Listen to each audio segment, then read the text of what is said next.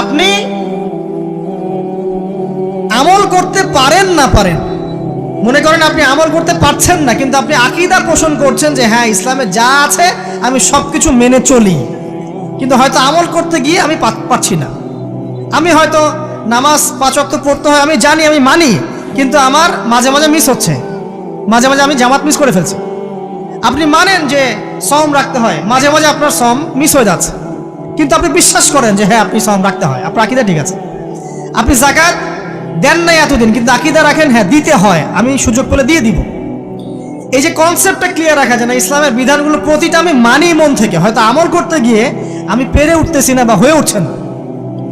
ইনশাল্লাহ একদিন না একদিন আল্লাহ পাক আপনাকে তৌফিক দিবেন, ইনশাআল্লাহ আল্লাহ পাক তৌফিক দান করুক। কিন্তু কনসেপ্ট যদি ক্লিয়ার না থাকে যে আমি কিছু অংশ মানি কিছু অংশ মানি না, এটা ইসলাম হলো না। উদখুলু ফিস সিলমি কাফা, পরিপূর্ণরূপে ইসলামে প্রবেশ করেন। দিনী বোন অনেকে আছে পর্দা হয়তো করতে পারছে না, কিন্তু মনে করে বিশ্বাস করে যে পর্দা করতে হয়, এটা ফরজ। ইনশাল্লাহ আল্লাহ চাইলে ওকে একদিন তৌফিক দিবে ইনশাল্লাহ। হয়তো এখন মুখ খোলা আছে, হয়তো বা আগে গেঞ্জি টি শার্ট পরে ঘুরতো, এখন সেলোয়ার কামিজ পরছে, ঢিলে ঢালা জামা পরছে, এখনো বোরখা পরছে না। ওকে তুচ্ছ তাচ্ছিল্য করার দরকার নাই আপাতত, ওকে আরো বুঝান, আরো নরম হন, আরো বুঝিয়ে সুঝিয়ে ইসলামের দিকে আনার চেষ্টা করেন। এতদূর এসেছে ওই পর্যন্ত যাবে ইনশাআল্লাহ, কারণ ও বিশ্বাস করে হ্যাঁ পর্দা করতে হয়, আমি মানি পর্দা করতে হয়, কিন্তু আমি এখন করতে পারছি না, ইনশাআল্লাহ করব, আল্লাহ পাক চাইলে তৌফিক দিবেন ইনশাআল্লাহ।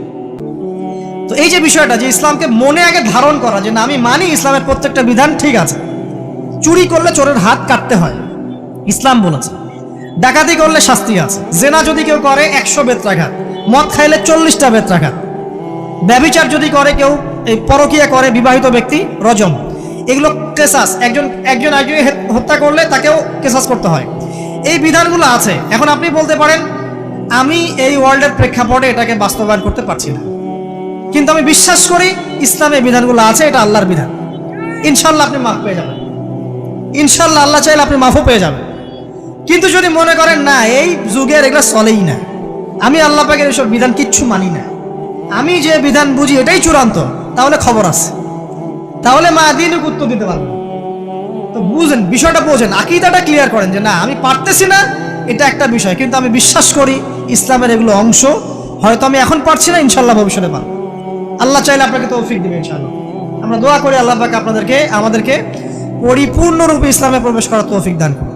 হ্যাঁ, আর সর্বশেষ কি, এটা যদি করতে পারে মা দিনকে উত্তর দিতে পারবে। মান নবীকে উত্তর কখন দিতে পারবে? যখন একজন ব্যক্তি সারা জীবন নবী সাল্লাল্লাহু আলাইহি ওয়াসাল্লামের সুন্নতের উপর আমল করতে পারবে। এই যে ঘুম থেকে উঠলেন, ব্যাস ব্রাশটা নিয়ে দৌড়ে চলে গেলেন বাথরুমে, কি জন্য?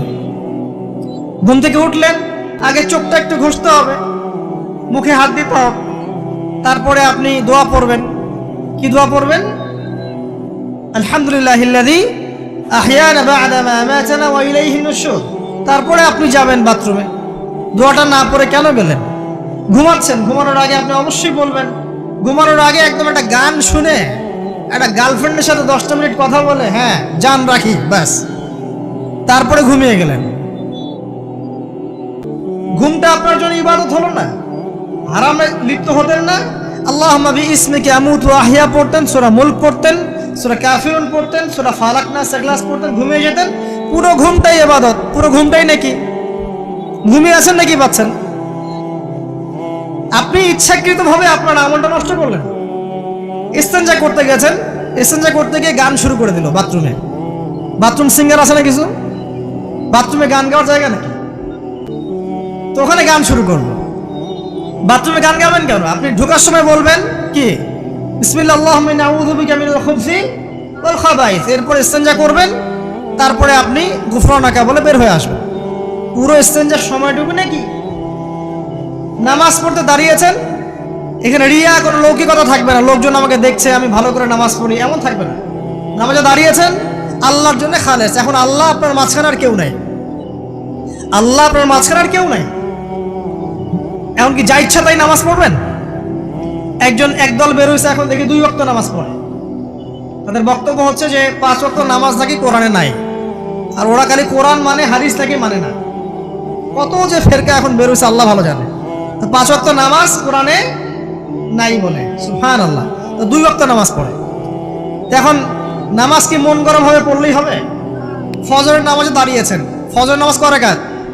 2 রাকাত। এখন আমি যদি বলি নামাজ তো ভালো কাজ, 2-এর জায়গায় 4 পড়লে কি সমস্যা ফজরে? যদি এমনটা বলি হবে?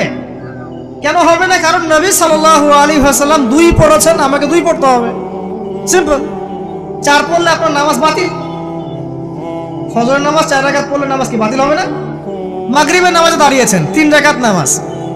তখন আপনি মনে চিন্তা করছেন না 3-এর জায়গায় আমি 4 পড়বো, 5 পড়বো। নামাজ তো ভালো জিনিস, বেশি করলে কি সমস্যা? সবকিছু বেশি করতে হয় না। রাসূলুল্লাহ সাল্লাল্লাহু আলাইহি ওয়াসাল্লাম যা দিয়েছেন তাই করতে হয়, এর নাম সুন্নত। বাইরে গেলে হবে কি? বেদাত। প্রত্যেকটা কাজ খেয়াল করতে হবে। তো প্রত্যেকটা আমল এভাবে। নামাজ, এই যে রোজা, রোজা রাখবেন, রমজান মাসে রোজা রাখলে এটা ফরজ। আর আপনি চিন্তা করেন রোজা তো ভালো জিনিস, আমি রমজানও রাখবো, শাবান পুরো 2 মাসে রাখবো, হবে? দেখেন, নফল বিষয়টা আলাদা, আমি ফরজের কথা বলছি। কেউ যদি মনে করে ফরজ রোজা আমি 2 মাসে রাখবো, রমজানও রাখবো, শাবানও রাখবো, রোজা ভালো জিনিস করলে কি সমস্যা হবে? হবে না। এভাবে হজ, হজ করতে হয় ওইখানে আরাফার মাঠে। আপনি মনে করেন কুড়িগ্রামে হজের একটা জায়গা বানাইলাম আমরা, মনে করেন কথার কথা, এমনও কিন্তু জায়গা আছে মানুষ অন্য জায়গায় হজ করে। কিন্তু আপনি ভাবছেন এমনি এমনি বলছি, এমন অনেক ফেরকা আছে মুসলিমদের মধ্যে, মুসলিম নামধারী, এগুলো মুসলিম না, হজেরও জায়গা বানাইছে আলাদা, ওখানে হজ করে, ওখানে তাওয়াফ করে। এখন হজ যেখানে করতে হবে ওখানে না করে যদি এখানে করে হবে? হবে না। যাকাত দেওয়ার একটা লিমিট আছে, এইটুক দিতে হবে। আপনি এখন কম দিলেন হবে, আবার দিলেন না আমি একদম বেশি দিয়ে ফাটায় ফেলাবো একেবারে, সেখানে হবে? তো এই জিনিসগুলো খেয়াল রাখতে হবে যে আমাদের এক কথায় নবী সাল্লাল্লাহু আলাইহি ওয়াসাল্লামের সুন্নাহটা মেনে চল। আমলের ক্ষেত্রেও একইভাবে, আপনার অর্থনৈতিক জীবনেও। নামাজ, রোজা, হজ, জাকাত আপনার পারফেক্ট। এবার আপনি এসেছেন অর্থনীতির ক্ষেত্রে, এসে মাশাআল্লাহ দাড়ি টুপি জুব্বা নিয়ে মাপে কম দিচ্ছেন, চলবে? দাড়ি টুপি জুব্বা আছে, মানুষকে ঠকাচ্ছেন, মজুত করছেন, সিন্ডিকেট করছেন, অনেক সময় সরকারকে বিব্রত করে ফেলছেন, মাল মজুত করছেন, দাম বেড়ে যাচ্ছে, বিব্রত হচ্ছে সরকার, হবে? দাড়ি টুপি পাগড়ি জুব্বা পরে, ভিতরটা আগে। ইমান ভিতরে না থাকলে দাড়ি টুপিতে লাভ আছে? তাকওয়ার ভিতরে না থাকলে আমার দাড়ি টুপিতে লাভ আছে? মুহসিন হতে হবে। সো ইকোনমিক সেকশনে গিয়েও নবীর আদর্শ ভুলে যাওয়া যাবে না, সেখানেও তার আদর্শ মেনে চলতে হবে। এভাবে সমাজ জীবন, পরিবার, সর্বক্ষেত্রেই নবীর সুন্নাহ মেনে চললে পরে ওই ব্যক্তিকে উত্তর দেওয়া যাবে ইনশাআল্লাহ, তিনি আমাদের নবী মুহাম্মদ রাসূলুল্লাহ সাল্লাল্লাহু আলাইহি ওয়াসাল্লাম। সর্বশেষ গিয়ে বলা হবে কিভাবে জানলে? তখন উত্তর কি দিবে মুমিন? আমি আল্লাহর কিতাব পড়েছি, ঈমান এনেছি, এরপরে আমি সত্যায়ন করেছি। তার মানে পড়াশোনা করতে হবে না ভাই? আল্লাহর কিতাব পড়তে হবে না? কারা কারা আল্লাহর কিতাব পড়তে জানেন হাত তোলেন। আলহামদুলিল্লাহ। আগামী রমজান আসার আগেই পুরো কোরআন এক খতম করবেন, পারা যাবে ইনশাআল্লাহ? এবং প্রত্যেক দিন আমাকে ওয়াদা করেন, প্রত্যেক দিন 1 পারা করে কোরআন তেলাওয়াত করব, পারবেন ইনশাআল্লাহ? না বলেন পারবো ইনশাআল্লাহ? পারবো ইনশাআল্লাহ। আল্লাহ পাক তৌফিক দান করুন, আমিন। কোরআন পড়তে হবে। শুধু কি জাস্ট তোতা পাখির মতো পড়েই যাবেন সারা জীবন? অর্থটা একটু বোঝার চেষ্টা করবেন না ভাই? করা উচিত না? করা উচিত। যদি আপনার সামর্থ্য থাকে আপনার অবশ্যই করা উচিত। সামর্থ্য নাই, বয়স হয়ে গেছে, পারেন না, সেটা আলাদা বিষয়। সামর্থ্য আছে আপনার অবশ্যই উচিত। আলহামদুলিল্লাহি রাব্বিল আলামিন মানে কি? আর রহমানির রহিম মানে কি? মালিকি ইয়াউমিদ্দিন বলছি, এটা মানে কি? ইয়াকা না'বুদু বলছি, ওয়া ইয়াকা নাস্তাঈন, এর অর্থ কি? ইহদিনাস সিরাতাল মুস্তাকিম মানে কি? সিরাতাল লাযীনা আন'আমতা আলাইহিম গায়রিল মাগদুবি আলাইহিম ওয়ালাদ-দালিন, কি অর্থ? কি বললাম? নামাজে এটার অর্থ জানলে মনোযোগ কি ডানে বামে যাবে? যাবে না ইনশাআল্লাহ। এই যে আল্লাহ পাক বলছেন, ইয়া আইয়ুহাল্লাযীনা আমানুত্তাকুল্লাহ, হে মুমিনগণ আল্লাহকে ভয় করো, হাক্কা তুকাতিহি ওয়া লা তামুতুন্না ইল্লা ওয়া আনতুম মুসলিমুন, তোমরা এমনভাবে আল্লাহকে ভয় করো, ভয় করার মতো ভয় করো, এবং পরিপূর্ণ মুসলিম না হয়ে মৃত্যুবরণ করো না। এর অর্থটা জানলে ভালো লাগলো না? বুঝতে পারলাম না কোরআনটা? আল্লাহ বলছেন ওয়াদারু মা বাকিয়া মিনার রিবা, সুদের অবশিষ্ট অংশ ছেড়ে দাও। ওয়া ইল্লাম তাফআলু ফাআযানু বিহারবিন মিনাল্লাহি ওয়া রাসূলিহি, যদি না করো আল্লাহ এবং রাসূলের সাথে যুদ্ধের ঘোষণা শুনে রাখো। অর্থ জানলে হেদায়েত পাওয়া যায় না? অতএব অর্থটা জানার চেষ্টা করুন। আল্লাহ পাক তৌফিক ইনায়াত করুন। অর্থ বোঝার ক্ষেত্রে যদি কোনো প্রতিবন্ধকতা পান সামনে, আলেম ওলামার কাছে যাবেন, জিজ্ঞাসা করে অর্থ জেনে নেবেন। নিজে নিজে আবার মন গড়া ব্যাখ্যা করতে যায় না। কোরআন বুঝতে গেলে হাদিস লাগবে, হাদিসগুলো পড়তে হবে। হাদিসের কিছু বই কিনবেন, রিয়াদুস সালেহিন, ফয়জুল কালাম, আবেগে চলে না। কাজের অ্যাক্টিভ কিছু মানুষ দরকার, যারা শিক্ষিত, এডুকেটেড, যারা পরিস্থিতি বোঝে, যারা হিকমা বোঝে, যারা নিবেদিত প্রাণ, যারা অর্থ কোরবানি করার মানসিকতা রাখে, শিক্ষা প্রতিষ্ঠান গড়ে তোলে, সোশ্যাল ওয়ার্ক করে, একটা জনসংযোগ যারা গঠন করতে পারে, এমন কিছু মানুষ আর নেতা আল্লাহ আমাদেরকে দান করুন বলে আমি। এভাবে একদিনের মাহফিল বলেন আর ওই ইস্যু পাগল কোন ইস্যু নিয়ে লাফালাফি করে উম্মার বিজয় হবে না। আমাদের সবাইকে যার যার জায়গা থেকে কনস্ট্রাকটিভ কাজ করতে হবে, সবাইকে এফোর্ট দিতে হবে। শুধু একজন দায়ীর দায়িত্ব না, একজন আলেমের দায়িত্ব না, আপনারও দায়িত্ব আছে। তো আপনার দায়িত্বটা আপনি ঠিক মতো পালন করেন না কেন? নামাজ আপনার দায়িত্ব, কোরআন তেলাওয়াত করা শেখা আপনার দায়িত্ব, দিনের জ্ঞান শেখা আপনার দায়িত্ব, জ্ঞান প্রচার করা আপনার দায়িত্ব, আদর্শ পরিবারটা গড়া আপনার দায়িত্ব, হালাল খাওয়া আপনার দায়িত্ব, উম্মাকে নিয়ে ফিকির করা তো আপনার দায়িত্ব।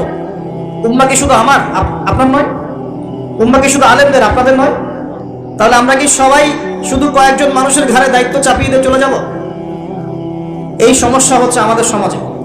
বিশ্বাস করেন, যদি সবাই একসাথে ঐক্যবদ্ধভাবে ঈমান ধরে রাখতে পারতাম, কোনোদিনও কোনো জালেমের সামনে আমাদেরকে মাথা নত করতে হতো।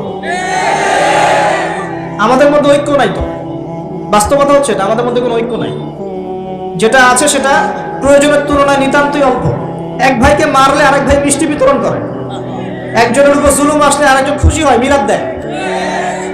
একজনকে সামান্য একটা ইস্যু থাকার না থাক, ইস্যু থাকলে তো কথাই নাই, না থাকলেও জোর করে টেনে বের করবে, করার পরে সারা দেশে একদম মান সম্মান হানি না করলে ঘুম হয় না।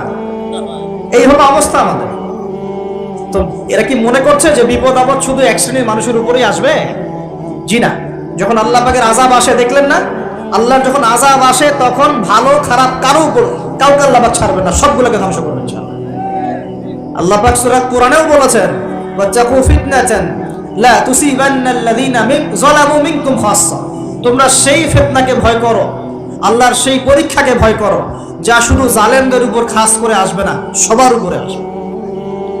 যদি আসমানি গজব, জমিনের বালা আসে, শুধুমাত্র খারাপ ব্যক্তিদেরকে দেখে আসবে না, বরং সবার উপরেই চলে আসবে। আল্লাহ পাক আমাদেরকে বোঝার তৌফিক দান করুন। নবী সাল্লাল্লাহু আলাইহি ওয়াসাল্লাম একদিন ঘুম থেকে উঠে বলছেন, লা ইলাহা ইল্লাল্লাহ, লা ইলাহা ইল্লাল্লাহ, ওয়াইলুল লিল আরাব মিন শাররি ক্বাদ ইখতারাব। তখন যায়েনাব বিনতে জাহাশ রাদিয়াল্লাহু আনহা বলছেন, ইয়া রাসূলুল্লাহ, আনুহলিকু ওয়া ফিনা সালিহুন। আমাদের মধ্যে সৎ মানুষ থাকা সত্ত্বেও কি আমরা ধ্বংস হয়ে যাব? তখন নবীজি বলছেন, নাম, অবশ্যই ধ্বংস হবে। ইযা কাসরাতুল খাবাস, যখন অশ্লীলতা ছড়িয়ে পড়বে তখন আলেম জালেম সব ধ্বংস হয়ে যাবে। আল্লাহ পাক আমাদের সবাইকে হেফাজত করুন বলি আমিন। সামাজিক প্রতিরোধ গড়ে তোলেন, অন্যায়ের বিরুদ্ধে প্রতিবাদ করা শিখেন, সৎ কাজে আদেশ করেন, অন্যায় কাজে নিষেধ করেন, নিজের ব্যক্তিত্ব বজায় রাখেন, ইসলামকে হাসি ঠাট্টার পাত্র বানাবেন না, যার যার দায়িত্ব তার তার জায়গা থেকে পালন করেন। আপোষের মধ্যে অনেক রকম মতভেদ থাকতে পারে, সমস্ত মতভেদ ভুলেও আমরা এক জাতি ইনশাআল্লাহ। সমস্ত মতভেদ ভুলে আমরা এক জাতি ইনশাআল্লাহ। মনে করেন আমি সঠিক বিষয়ের উপর ছিলাম, সঠিক বিষয় থাকার পরেও মানুষ আমাকে খুব গালিগালাজ করলো, তারপরেও যারা আমাকে গালিগালাজ করেছে উম্মার ঐক্যের স্বার্থে তাদের সাথে বসতেও রাজি আছে। এরকম মানসিকতা থাকতে হবে। উম্মার ঐক্যের স্বার্থে, উম্মার কল্যাণের স্বার্থে যে আপনাকে থাপ্পড় দিয়েছে ওর সাথেও চলতে হবে আপনাকে। কারণ উম্মা সবচেয়ে বড় বিষয়, আমার ব্যক্তি স্বার্থ বড় বিষয় না। কখনো কখনো বৃহত্তর স্বার্থে ক্ষুদ্রতর স্বার্থ বিসর্জন দিতে হয়। প্রিয় ভাইরা, এটা দাজ্জালীয় একটা সভ্যতার যুগ চলছে এখন। এই ফিতনাগুলো সব ঘরে ঘরে। এখন এখান থেকে যুবক ভাইদেরকে একটু বুঝাই, প্লিজ আমার দিকে দেখেন। দাজ্জাল খুব ভালো করেই জানে যে তার এই বিশ্ব শাসনের পথে বাধা হচ্ছে মুসলিমরা। কারা? আর সে খুব ভালো করেই জানে মুসলিমদের মধ্যে সবচেয়ে বেশি বাধা হচ্ছে যুব সমাজ। যদি যুব সমাজ আল্লাহর ঈমান এবং রাসূল সাল্লাল্লাহু আলাইহি ওয়াসাল্লামের আমল এই দুটোকে নিয়ে যদি তারা পথ চলতে পারে, তাহলে তাদেরকে প্রতিহত করা এত সহজ নয়। এটা কিন্তু দাজ্জাল খুব ভালো করে জানে, ঠিক এই, এবং তার অনুসারীরাও খুব ভালো করে জানে।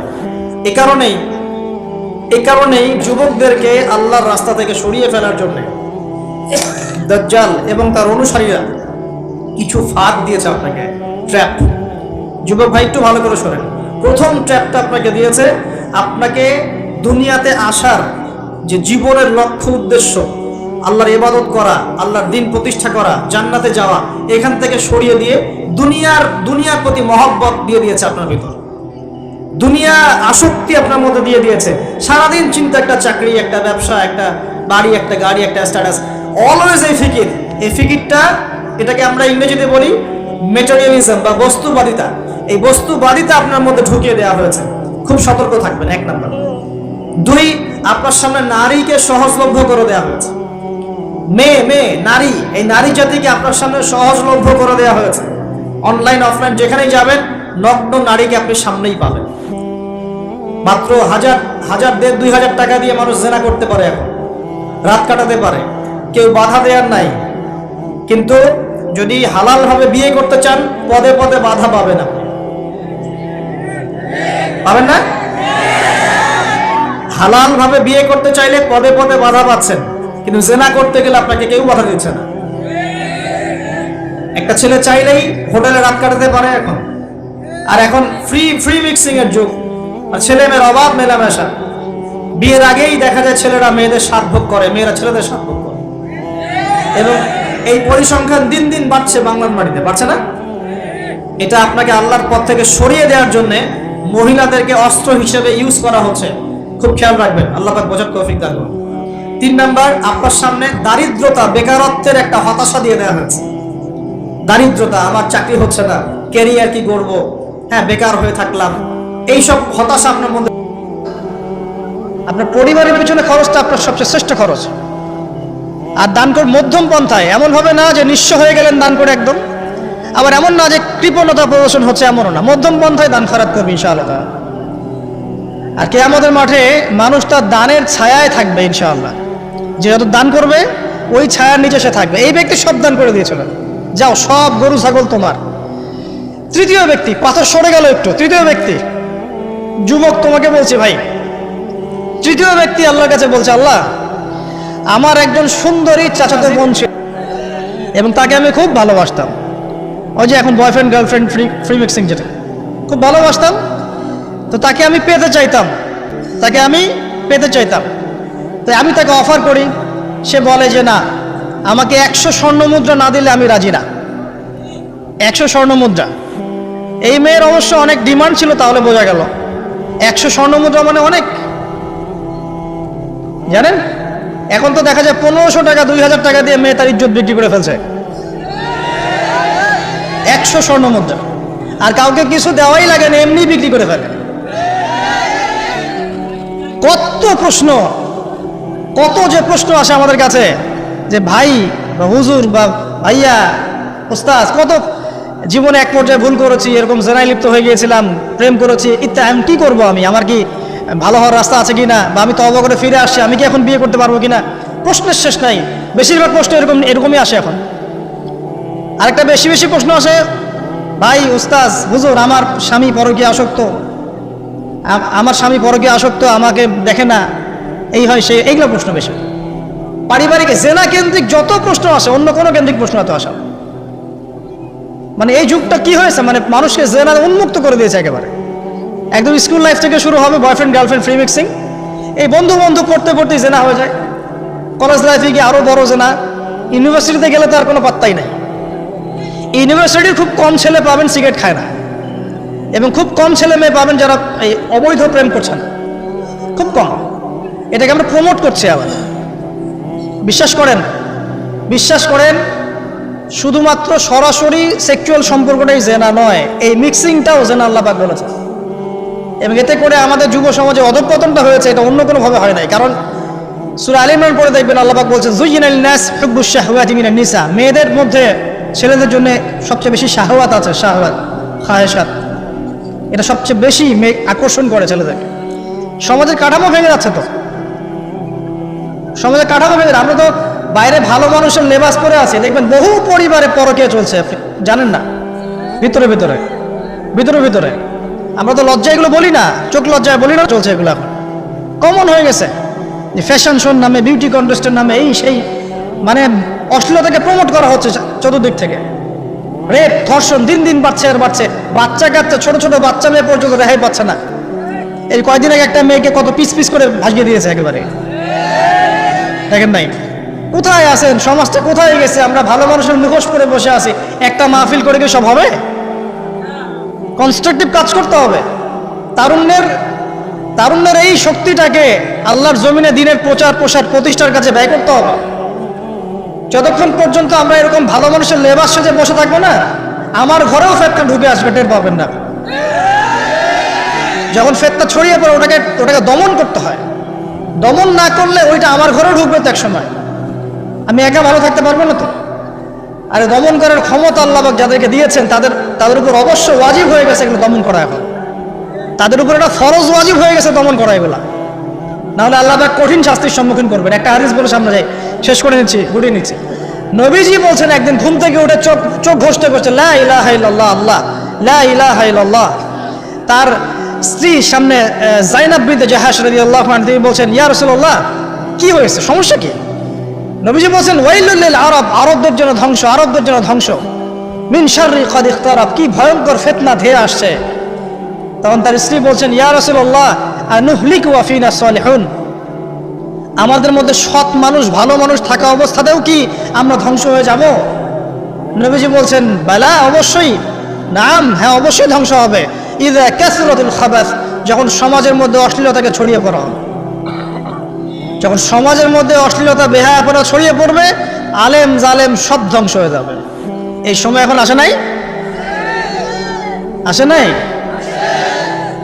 হারাম, একটা সামান্য একটা হারাম থুন করে একটা খেলাকে নিয়ে সারা বিশ্ব কি করতেছে দেখেন নাই? কি পাগল হয়ে গেছে একেবারে।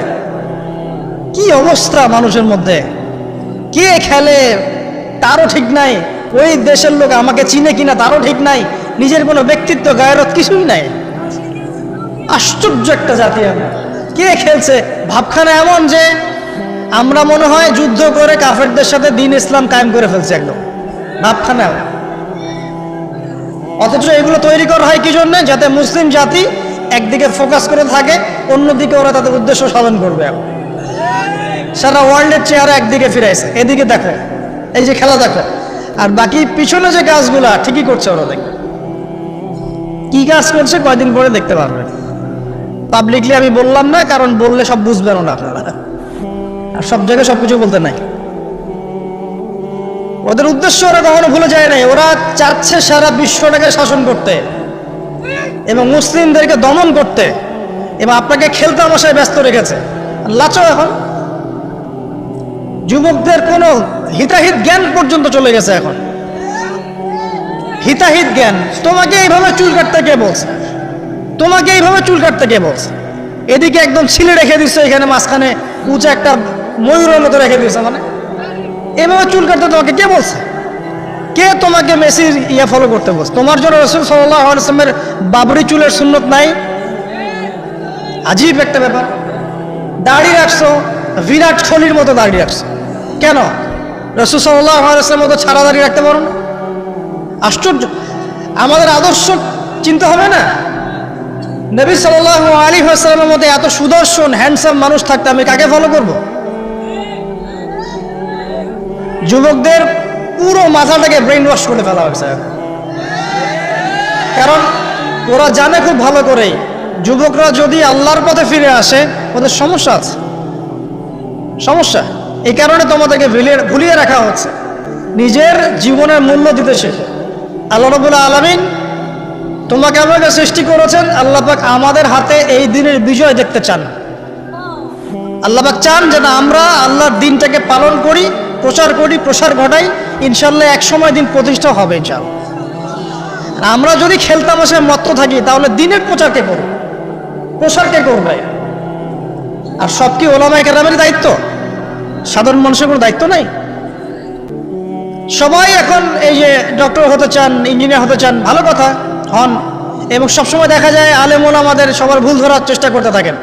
আপনি নিজে আলেম হচ্ছেন না কেন? তাহলে আপনি নিজে আলেম হন না কেন? নিজে একজন মুফতি হচ্ছেন না কেন? নিজে একজন মুহাদ্দিস হচ্ছেন না কেন? এতই যদি ভুল ধরতে পারে অনলাইনে, আপনি নিজে একজন আলেম হয়ে দেখান না কেন? তারপর দুটো কথা বলেন যাদের সামনে, দেখেন মানুষ কিভাবে রিসিভ করে। কত সহজ এই কাজটা। নিজে কিছু করছেন না, সারাদিন মানুষের পিছনে লেগে আছে।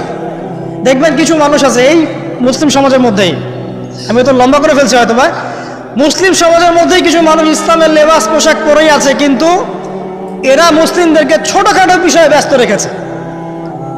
হাত বাঁধা, রফুলে দেন, জোরে আমিন, পায়ে পায়ে, কিছু কিছু সিলি বিষয়ের জন্য বলছি যে বড় বড় বিষয়গুলো বাদ দিয়ে ছোটখাটো বিষয়গুলোকে নিয়ে উম্মাকে ইখতিলাফে ব্যস্ত রেখে দিয়েছে। ভাবখানে এমন যেন ইসলামের সব বিষয় প্রতিষ্ঠা হয়ে গেছে, এখন এই 4টা বিষয় বাকি আছে ভাবখানে এমন, অথচ সারা ওয়ার্ল্ডের মধ্যে ইসলাম আস্তে আস্তে সংকুচিত হয়ে গেছে। আমরা কবে স্মার্ট হব?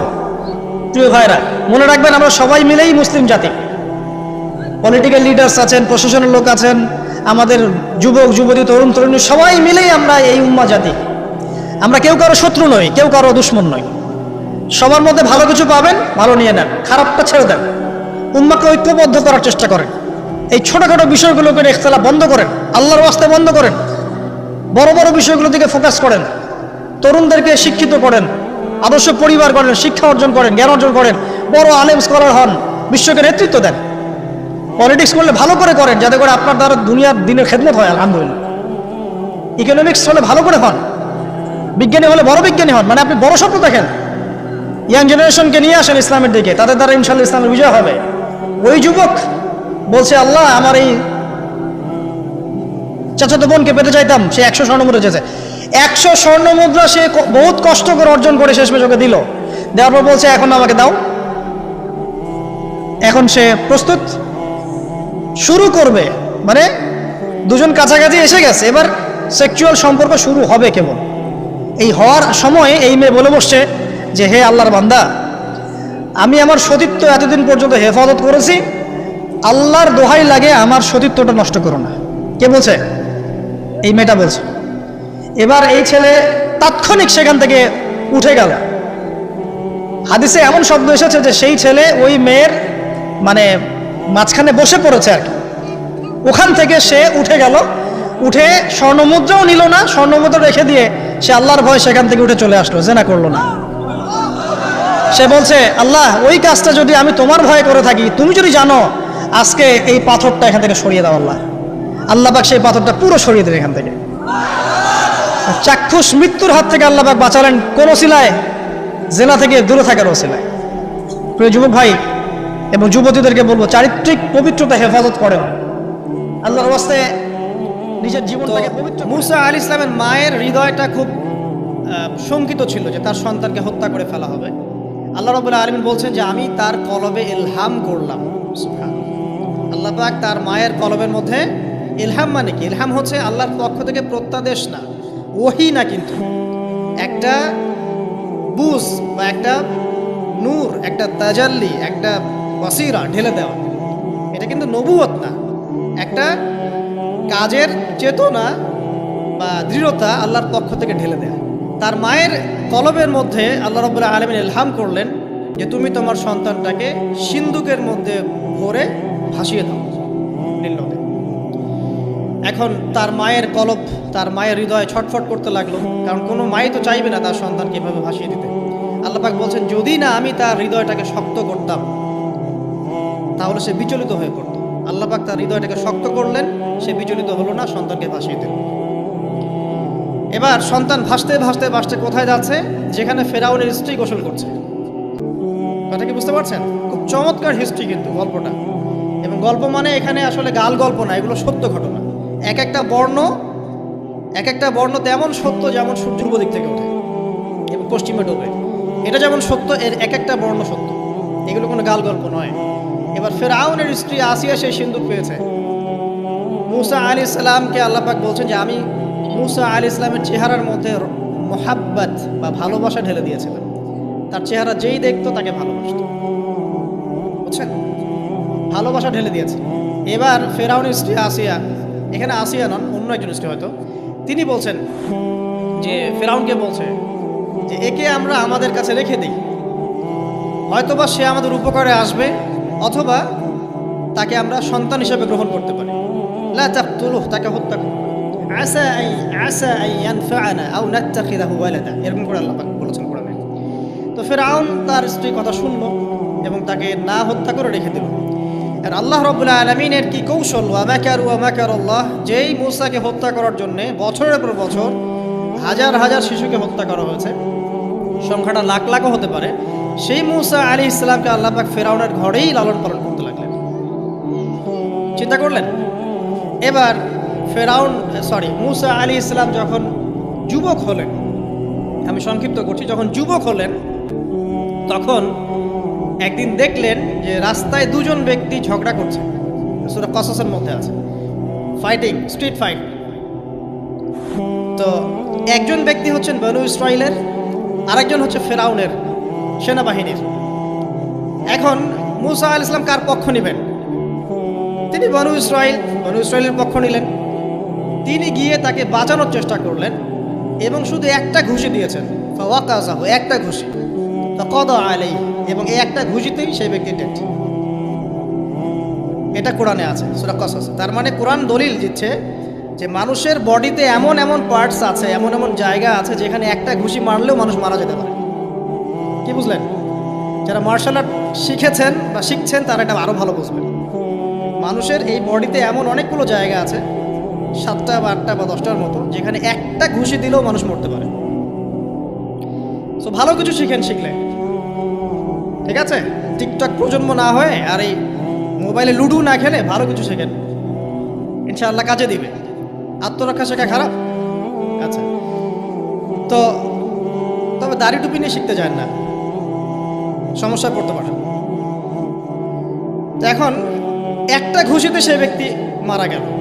তারপরের দিন আবার দেখা গেল যে ওই ব্যক্তি যাকে তিনি বাঁচিয়েছেন সেই ব্যক্তি আর আরেকজন সেনাবাহিনীর সদস্য আবার মারামারি করছে। এবার মূসা আলাইহিস সালাম বললেন যে তুমি তো একটা বোকা মানুষ। এবার সে আবার চড়াও হতে শুরু করলো মূসা আলাইহিস সালাম, কিন্তু এবার একজন ব্যক্তি এসে তাকে বললেন যে গতকাল তুমি কিন্তু একজনকে হত্যা করেছো এক ঘুষিতে, আজকে আবার তুমি এই কাজ করতে যাচ্ছ, তুমি তো এখানে স্বৈরাচারের মতো আচরণ করছো। মূসা আলাইহিস সালাম তখন আল্লাহর কাছে ক্ষমা চাইলেন, বললেন ইন্নাহু হাযা মিন আমালিশ শাইতান, এটা তো শয়তানের মতো কাজ, শয়তানের কাজ হয়ে গেল। রব্বিক ফিরলি, আল্লাহ আমাকে মাফ করে দিন। ফাগফার আল্লাহ, আল্লাহ পাক বলছেন আমি তাকে মাফ করে দিলাম। তিনি তো ইচ্ছাকৃতভাবে করেন নাই, করেছেন আনইনটেনশনালি, এটা হয়ে গেছে। কিন্তু এখন ফেরাউন মূসা আলাইহিস সালামকে ধাওয়া করতে শুরু করলো, কারণ ফেরাউনের দৃষ্টিতে মূসা আলাইহিস সালাম একটা মার্ডার করেছেন তার দৃষ্টিতে, কিন্তু মূসা আলাইহিস সালাম তো আর এটা করেন নাই, ইচ্ছা করে এটা হয়নি, অ্যাক্সিডেন্টলি হয়ে গেছে।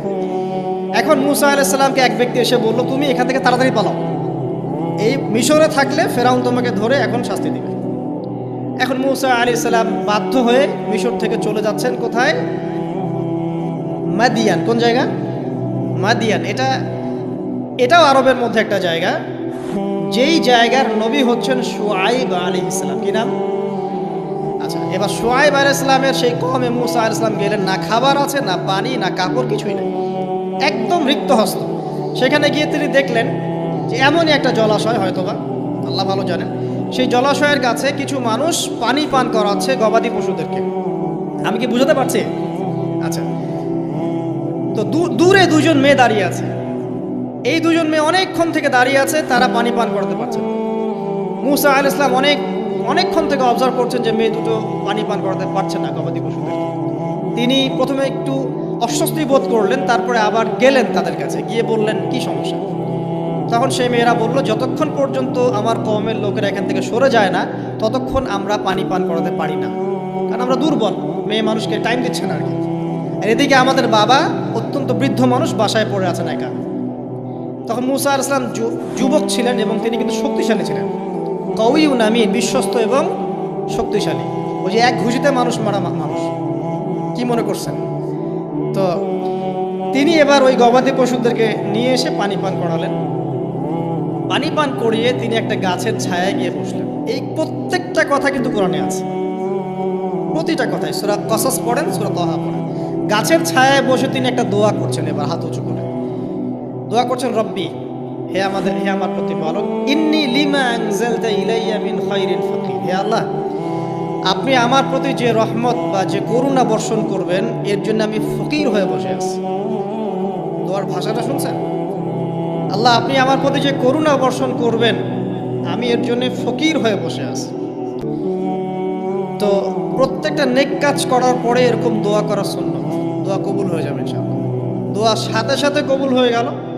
এখন ওই দুইজন মেয়ের মধ্যে একজন মেয়ে হেঁটে হেঁটে আসছে। ওই মেয়ে কিভাবে হেঁটে এসেছে সেটাও কোরআন বলেছে, কিভাবে হেঁটে এসেছে সেটাও কোরআনে বলেছে সূরা কসাসের মধ্যে।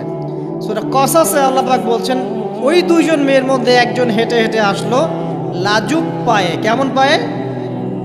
লাজুক পায়ে। যেই চলাফেরা আপনি এখনকার মেয়েদের মধ্যে দেখতে পারবেন না। এখনকার মেয়েদের হাঁটার মধ্যে লজ্জা আছে? লজ্জাশীলতার সাথে লাজুক ভঙ্গিতে সেই মেয়ে হেঁটে হেঁটে আসলো। আল্লাহ পাক সেই কথাটা কোরআনে বলেছে। এখনকার যে পশ্চিমা সংস্কৃতির অনুকরণ করে যে মেয়েরা, এদের মধ্যে আপনি এই ভাবটা পাবেন? তাদের হাঁটা দেখলে আপনি মনে হবে লজ্জা আছে ভিতরে কোনো। এই বিষয়টা নিয়ে খুব ভাবছিলাম। দেখেন সূরা আরাফের মধ্যে আল্লাহ পাক বলেছেন শয়তান তোমাদের পিতা এবং মাতাকে জান্নাত থেকে বের করে দিয়েছে, তোমরা শয়তান সম্পর্কে সতর্ক থেকো। যখন জান্নাত থেকে বের হয়ে যাবেন তার আগে যখন তারা ওই যে গাছের কাছে গিয়েছেন, সর্বপ্রথম যে ঘটনা ঘটেছে সেটা হলো গায়ের কাপড় খুলে গেছে। কথা বুঝতে পারছেন? ফলের কাছে যাওয়ার পর সর্বপ্রথম যে ঘটনা ঘটেছে জান্নাতে, নিজেদের গায়ের কাপড় খুলে গিয়েছে। এরপরে গাছের ছাল এবং গাছের যে বড় বড় পাতা জান্নাতের, এগুলো দিয়ে তারা লজ্জাস্থান ঢাকা শুরু করেছিলেন। এটাও কোরআনে আছে।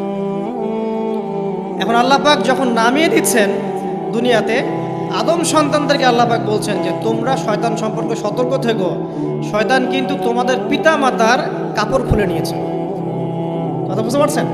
এখন খেয়াল করে দেখেন যে কাপড় খুলে নেওয়া দরকার হচ্ছে না, মানুষ অটোমেটিক কাপড় খুলে দিচ্ছে। কথা কি বুঝতে পারছেন? মনে করে একটা এক্সাম্পল দিই, আল্লাহ না করুক, ধর এই মাঠের মধ্যে 1 লক্ষ মানুষকে জড়ো করে এই মাঝখানে শহীদ মিনারের কাছে যদি আপনাকে কেউ জোর জোর করে 10 জন মানুষ ধরে কাপড় খুলতে চায়, আপনার কেমন লাগবে? চিন্তা করেন, পুরুষ হিসেবে চিন্তা করেন, মহিলা কথা বাদ দেন। আমি আপনি তো পুরুষ, আমাদের কি ভালো লাগবে? আমাদেরকে যদি বলে যে মেরে ফেলবো অথবা কাপড় খুলতে হবে, কোনটা নিবা? আপনি বলবেন হয়তো মেরে ফেলতাও ভালো, তাই না? তাহলে ওই মানুষদের কথা চিন্তা করেন যারা ইচ্ছায় স্বেচ্ছায় লক্ষ লক্ষ মানুষের সামনে কাপড় খুলে ফেলছে। কেউ বাধ্য করছে না, কোনোভাবেই কেউ বাধ্য করছে না, নিজের ইচ্ছায় পুরুষ না নারী কাপড় খুলে ফেলছে। মিউজিক ইন্ডাস্ট্রি বলেন, ফিল্ম ইন্ডাস্ট্রি বলেন, এই যে এখনকার যে শোজগুলো বলেন, হাওয়ায় তো মারতেছে দেশ এখন, তাই না? তো এই যে বিষয়গুলো দেখছেন, গেট আপ, ড্রেস কোড, মানুষ কি এটাকে জোর করে খুলে নিয়েছে গা থেকে? ইচ্ছা করে খুলে দিয়েছে। তাহলে এদের অবস্থান চিন্তা করেন যে এদেরকে কার সাথে তুলনা করবেন আপনি? যদি বলেন পশুর সাথে, আমি বলবো তুলনা ঠিক হয়নি, কারণ কোনো পশুও নগ্ন চলে না। চলে? কোনো পশু নগ্ন চলে না। তুলনা একটা জাতির সাথে করতে পারেন। ওই যে ব্রাজিলের আমাজন জঙ্গল আছে, ওখানে দেখবেন